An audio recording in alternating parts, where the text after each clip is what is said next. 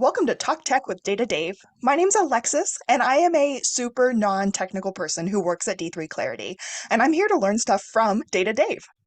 Hi, Alexis. Good morning. I think Alexis is selling herself short, but that's we'll keep that among ourselves. I'm Dave. I'm the CTO of D3 Clarity. I've been working with data and technology for about 25, 30 years, up through different roles, different positions. So Alexis assures me that I am suitable for having this conversation. So we'll go from there. Tech with Data Dave is brought to you by D3 Clarity, offering clarity for improved decision making. D3 Clarity delivers profitability multipliers through better data and digital infrastructure. For more information, contact D3 Clarity at d3clarity.com. Our goal here today is to talk about a data topic and learn a little bit along the way. Again, if you're a technical person, Dave's going to be your guy. If you're a non-technical person, don't worry. I'm going to ask all the easy questions here. So, Dave, our topic today is what is data? Can you talk to me about that? Of course. Yes, Alexis, I can talk to you about data. Let's talk about data. The first thing I did when looking at this question, right, as a very simple question, was I looked up what data was according to the dictionary. Right. So when I read the dictionary, and I just did a Google search on data, it says facts and statistics collected together for reference or analysis. It says the quantities, characters, or symbols on which operations are performed by a computer being stored and transmitted in the form of electrical signals, which is a little too technical. And the last one I like from the philosophical point of view is the things known or assumed as facts making the basis of reasoning or calculation, right? I mean, So, that's all good, but what does any of that actually mean? so the way I look at this is that data is the evidence of a fact. So it is, if you take that last definition, it's the information that describes a people, place, thing, or event. It isn't the thing itself, right? But it is the information that describes it. So to go back to the description, it's the things known or assumes as facts. So We both wear eyeglasses, and so you're saying that like our prescriptions aren't necessarily data, but the all of the little, 1, 2, A, B things that they do is the data that actually helps us figure out our prescriptions. yes, that's a piece of data that describes the prescription. A piece of data that describes Alexis is the fact that you wear glasses. Do you wear glasses? Yes or no? Right? Okay. It isn't the glasses and it's not Alexis. It's the information that describes something about you. So from a technical perspective or from a working perspective, what does data mean for the everyday person? So data is everything. If you go to your phone number, your phone number is a fact. So if you go to your phone, right, your handy dandy cell phone that we all have, then the phone number of an individual is a fact that describes them. It is a piece of data that describes the way to connect to that person, right? So the demographics of Alexis is your name. It's not you, it's your name. It's the data that describes you. It is your address. It's address, that is information that describes where you live. Your phone number is information that describes how to connect to you. If you take these together, name, address, phone number, I've actually got a pretty good representation of the identity of Alexis, right? I don't have Alexis, I have information that describes Alexis. Okay, I like that. Right? Yep, absolutely.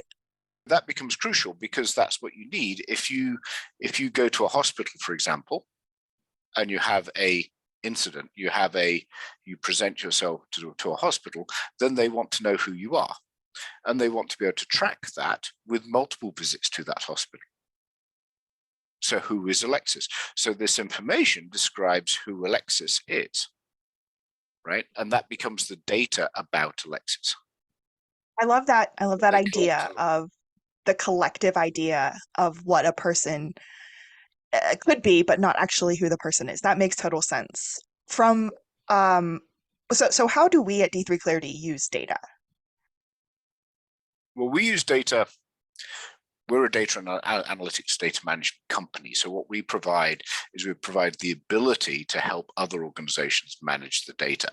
So if we go back to that healthcare situation, if you present to hospital, but they type your name as Alexis versus Alex for 2 different visits, is it the same person or not? How do you know? How do you describe to the manager of that data that these 2 visits are the same person? And that can be really valuable, right? Because you want to be able to go back to your health record and see, oh, I visited the hospital this number of times versus that number of times. You want to be confident that you're not being confused with other patients, right? Because that could actually be very material from a patient perspective, from a patient health perspective. Alex might have cancer. Alexis does not. I Right? actually had that happen to me once before, Data Dave. There was another Alexis Keller in the city that I was at the doctor of, and we had the same birthday. And it Wow. wasn't until somebody was like, "Oh, what a pretty middle name." And then they said the other girl's middle name, and I was like, "That's not me." But Yeah. but that's Yeah. those are all data points, and if we would have checked all of them from the beginning, we could have clarified. Right. Exactly. So that's where we get involved with data. So we help organizations work with their data to make sure the data actually describes what they think it describes, and make sure they're using it effectively and use it for decision making. Right. If you look at our name, data, digital, and decisions being in driving clarity through that. So does the data that you're collecting actually describe what you think it's describing? And how confident can you be in that data? Right? Are the points that we spend time on, right? Where we help organizations. And this goes across, right? Does the product data that you collect actually describe the products that you sell? We've had organizations that it took them a year to work out what they actually sold because their data didn't really describe what they thought it described, right? We've had organizations, customer data. Who did I sell this to? That could be either an organization or a person, whatever, right? And so data describes everything that occurs in an organization. When you go into Walmart, when you buy something in Walmart, the point of sale data, the fact that you bought something, is data that is collected. They need that data to replenish the shelves, know what they did, know what inventory they've got, etc. So they use the data for all kinds of things across the business. But remember, the data is not the thing. It is just the information that describes the thing. So here you use that Walmart example. I like that. So here we have Kroger. That's one of our big grocery stores. I don't know if there are Krogers where you are, but I digress. And we have, Kroger cards, and that's when they scan it and it helps us get discounts. Is that them collecting my data? Yes. Yes. That's exactly And what then, that is. The reason they create those is because if you pay cash for an item in a grocery store, that's a very low fidelity touch point, or it's a very weak touch point. You are anonymous. You handed over a bearer bond for an item. Arabond, that's a great word. All they know, yeah, all they know is that you've purchased that item has gone off the shelf. They don't know who bought it. They don't know anything about you. They don't know how you paid for it. They just know that it was cash. That's all, right? The reason they created these loyalty programs is so that now they can know what are the demographics of the people buying this product. Because now they've got you attached to that purchase. Now they can say, Alexis bought this product and Alexis lives, well, they know where you live because of the store you went to, but they know who you are. They know probably your age, your gender, various things about you that they didn't know before. So now they can start to look at all the sales that go through their entire organization and start to say, okay, who's likely to purchase a coat in January, right? Which stores are likely to do that? What are they likely to buy? What is happening? What is happening at my point of sale? They know far more about you than they did before, and they can track you over time. So they can say, oh, Alexis comes in the store once a week. I do. right? And they can predict that. They know that, and they can start to plan their inventories and plan their lives around that. That's why they created these loyalty programs. So I'm gonna synopsize everything you just said into a really dumbed down answer, which is kind of data is all around us and it's used to understand who and what things are. Yes, it's all the information that is everywhere. Every time if you write something down, you are collecting data. If you write down my phone number, you are collecting data about me, right? If you put it in your phone, if you put it into a computer, you're collecting data. Every data is everywhere. It's the information that describes people, places, things, and time or events. So data describes a sale, data describes a customer, data describes a person. It isn't the thing itself, but it is the information that describes that. Now, what has happened in recent years is with the power of computing, it's not, we're collecting more data, but we're able to analyze that data so much faster and do more with it. And we're collecting it ourselves as much as organizations are collecting it. That was about to be my next question. So it sounds like there's a lot of data out there for everything. How do you take all of that data and make sense of it? That's the multi-million-dollar question, right? Because people put a tremendous amount of money into exactly that, right? And it depends what answers you want to get, right? If you ask the question, how do I contact Data Dave? You're going to look in your phone, you're going to look up my name, and you're going to get the data that is my phone number, and you're going to hit the dial button. That is you making use of data, right? So it's that question and answer. The way I always look at it is that question and answer construct. What am I asking, and how do I get the answer? So if you're an organization that's collecting, like we just said at Walmart, which is I'm collecting all the loyalty program cards, information for all the sales across all my stores. Now you start to be, Walmart might be interested in where should I stock the most winter coats, right? Well, which stores last year sold the most winter coats? Probably here and not where you are, because it's snowing here right now.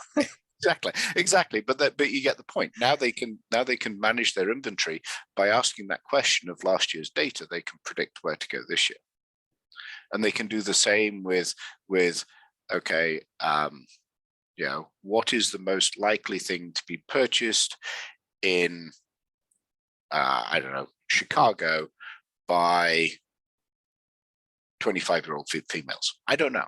Right? They can ask all sorts of questions, but they can look at the data that they've collected in previous years and start to answer those questions.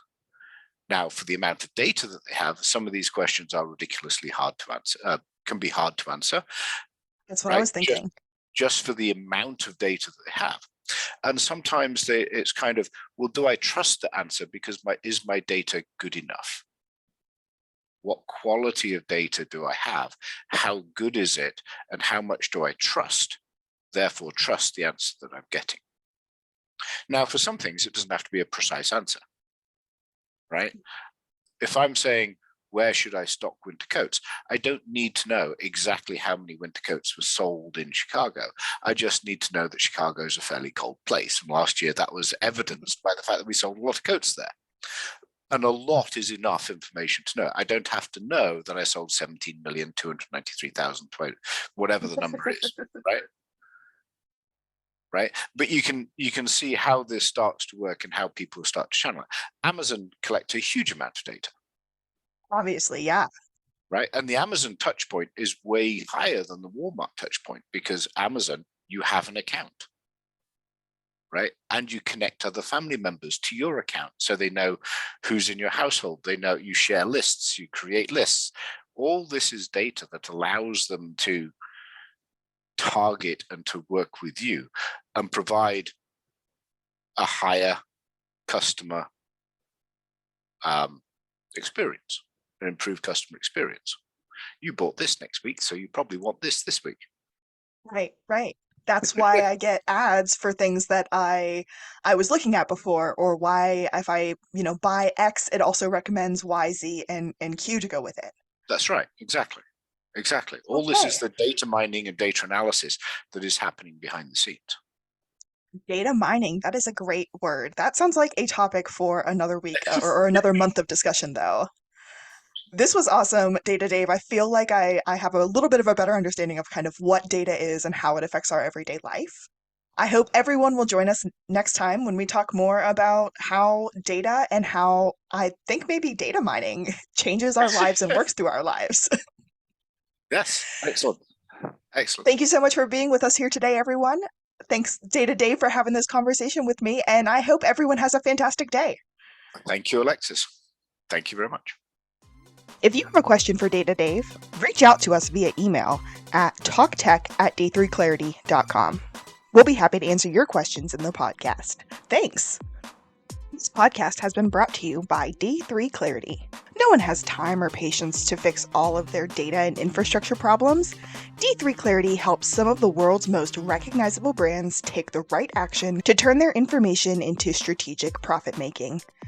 For more information, go to D3 Clarity, that's the letter D, the number 3, the word clarity.com.